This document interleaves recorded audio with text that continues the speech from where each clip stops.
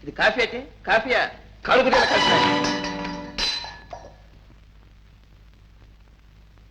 వద్దు మార్పుడా నీకేం పోయే కాలం వచ్చిందిరా? పోయే కాలం వచ్చింది వాడికి కాదే, పెళ్లి చేసినందుకు మనకు. పెళ్లి చేస్తే బాగుపడతాడని నా ప్రాణం తీసావే. అప్పుడు ఇద్దరు ఏడ్చేవాళ్ళం, ఇప్పుడు ముగ్గురం కలిసి ఏడుస్తున్నాం. అది కాదండి, పెళ్ళైన కొత్తలో ఇద్దరు ఎంతో ఒత్తిగ్గా ఉండేవారు. ఏమొచ్చిందో ఈ మధ్యన ఇలా తయారయ్యాడు. అవునత్తయ్య, నేను చూస్తూనే ఉన్నాను. బాగా నవ్వుతూ ఉంటారు, ఉన్నట్టుండి కోపడతారు. ఏమిటమ్మా, బాగా నవ్వుతూ ఉంటాడా? ఉన్నట్టుండి కోపడతాడా? అవును మావయ్య. ఉన్నట్టుండి ఎప్పుడైనా ఏడుస్తాడా? వాడెందుకు ఏడుస్తాడు? మనం ఏడుస్తున్నాం చాలదు. నీకు తెలియదులేవే, ఇవి మంచి లక్షణాలు కాదు, ఇవి గాలి గీలి లక్షణాలు. వెనక ఇలాంటి లక్షణాలే మా తాతకుండేవని వాళ్ళ తాత నాతో చెప్పాడు. దీనికి శాంతి నిజయిస్తాగా. అమ్మా జయ, నువ్వేం దిగులు పడకు, వాడిని ఒక దారిలో తీసుకొస్తానుగా.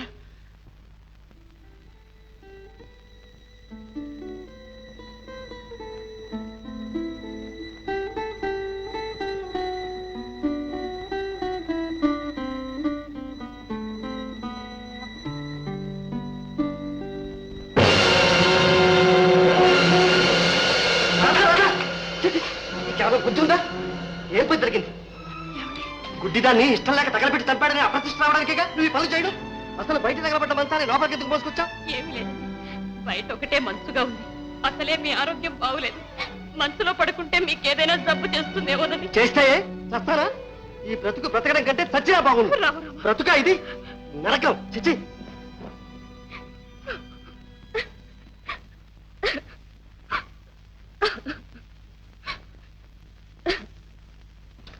ఏమిటిది? ఎందుకు ఏడుస్తున్నావు? జీవితమే ఏడుపుమయం అయిపోయింది, ఇంకా నువ్వెందుకు ఏడవడం? అంతగా ఏడవాళ్ళు ఉంటే నీ పుట్టింటికి పోయాడు. పుట్టింటిక ఇక్కడైతే ఎందుకు ఏడుస్తావని కోపడ్డానికైనా మీరున్నారు. అక్కడ ఆ మాత్రం అడిగే దిక్కైనా లేదండి. సరే సరే, నువ్వు ఎక్కడికి వెళ్ళక్కర్లేదు, కానీ నేను ఎందుకు చెబుతున్నానో కాస్త అర్థం చేసుకో. చెప్పిన పని చేసే యోగ్యత ఎటూ లేదు. కనీసం చెప్పిన మాట అయినా కాస్త విను. ముందా ఏడుపు మాని.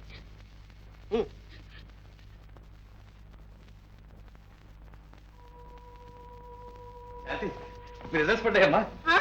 నువ్వు ఫస్ట్ క్లాస్ లో పాస్ అయ్యావు. మరి వేడు అందరికీ అప్పుడే చెప్పానుగా, యూనివర్సిటీ ఫస్ట్ వస్తాడని.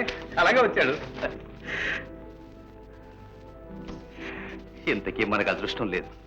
ఏమిటి నాన్న? చాలా తెలివైన వాడు, మనకు అన్ని విధాలా తగినవాడు. బిఏ పాస్ అయ్యాక లా కూడా చదివించి నా ప్రాక్టీస్ అంతా అతనికే ఒప్పచెప్దాం అనుకున్నాను.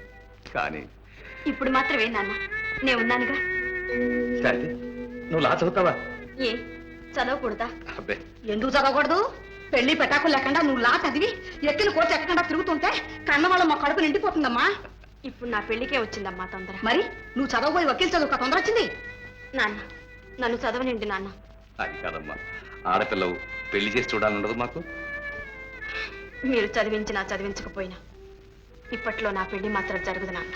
ఎందుకు జరగదు? అదంత సులభం కాదమ్మా. పోనీలేవే, చదువులో పడితే దానికి కాస్త మనశ్శాంతి అయినా ఉంటుంది. నేను నూతులో పడితే అందరికీ మనశ్శాంతిగా ఉంటుంది. మీ ఇష్టం వచ్చినట్టే కానిది, అసలు దాని జీవితం పాడు చేసిందే మీరు కాదు.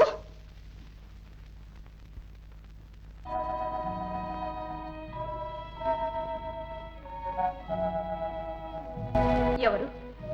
పట్నం నుంచి వస్తున్నారు. మీ వారెక్కడ? ఆఫీస్కి వెళ్ళారు. ఆఫీస్కా? ఎక్కడ పనిచేస్తున్నారు? తాలూకా ఆఫీసు ఏదో అన్నారు. ఇంతకు మీరెవరు? వారు పట్నంలో ఉండగా మా ఇంట్లోనే ఉండేవారు. అలాగా? ఏమిటమ్మా, ఏం కావాలి? ఏం లేదు, వారింట్లో లేనప్పుడు వచ్చారు. మీకు మంచి మర్యాద చూడడానికైనా. ఏం పర్వాలేదు, నాకు మర్యాద ఏమిటి? ఉండు, నేను వేస్తాను. ఇలా కూర్చో. చూసారా, ఇది నా పరిస్థితి. ఇంటికి వచ్చిన అతిథుల చేత కూడా పనులు చేయిస్తున్నాను. దానికి ఇది నా ఇల్లు. ఇంట్లో ఇంకెవరూ లేరా? నువ్వు ఒంటరిగానే ఉంటున్నావా? అంతఃపురంలో పుట్టిన దురదృష్టవంతులు అనాథలే అవుతారు. ఎందుకు అలా బాధపడతావు? దేవుళ్ళలాంటి భర్త దొరికాడు నీకు. ఆడదానికి అంతకన్నా అదృష్టం ఏం కావాలి?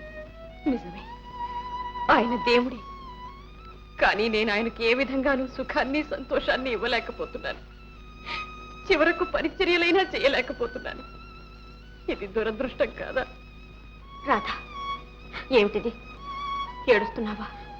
లేదు, నీ మనసులో ఏదో బాధ ఉంది, దాస్తున్నావు. నాతో చెప్పడానికి నన్ను నీతో పుట్టువనుకో. అక్క, నీ బాధ తీర్చలేకపోయినా పంచుకుంటాను. చెప్పు. అక్క, నిన్ను చూడలేకపోయినా కపటం లేని నీ హృదయాన్ని వింటున్నాను.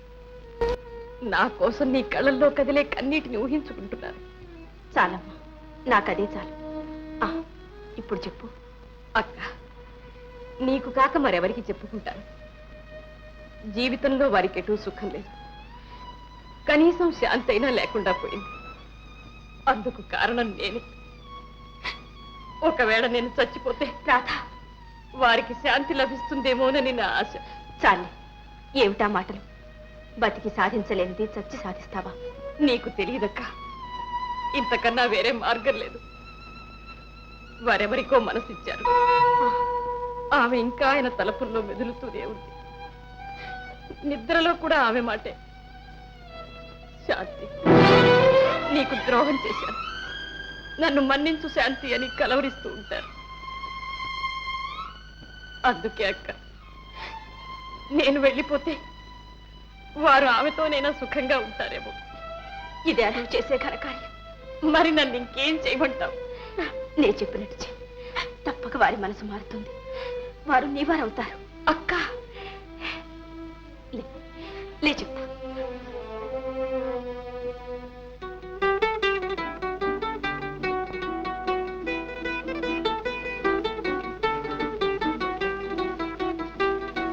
రాధా, నువ్వు ఇప్పుడు ఎలా ఉన్నావు తెలుసా?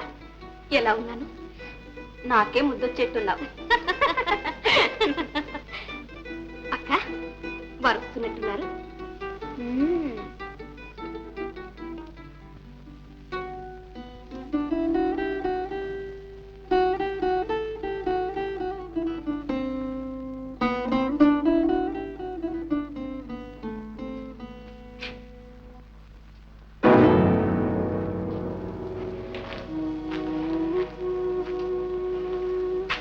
రాధా, ఏమిటి సింగర్? ఎవరు చేశారు? మీ అమ్మ వచ్చిందా? లేదండి. నీ అమ్మే వచ్చింది. నా మొగుడు నన్ను ఏలుకోవడం లేదని మొరపెట్టుకున్నావు. ఆమె నిన్ను సింగారించింది. ముస్తాబై మొగుడిని మురిపించమని నేర్పింది. అంతేనా? అలాంటిదేమీ లేదండి. అసలు మా అమ్మ ఇక్కడికి రానే లేదండి. మరి ఎవరు చేశారు ఇదంతా? అసలు నీకెందుకీ ముస్తాబు? ఎప్పుడన్నా నువ్వు అందంగా లేవు, అందుకే ఏలుకోవడం లేదని చెప్పానా? గుడ్డి దాన్ని చేసుకున్నాడే నా కోరికలన్నీ చంపుకున్నాను. ఇంకెందుకీ షోకులు, ఎందుకీ అలంకారాలు? మనసివ్వలేని మగాన్ని తలుకు పెడుకులతో మభ్యపెట్టాలినా? సంసార లక్షణం ఇది. చచ్చి ఏమండి? ఏ నోరు మూసుకుని పడి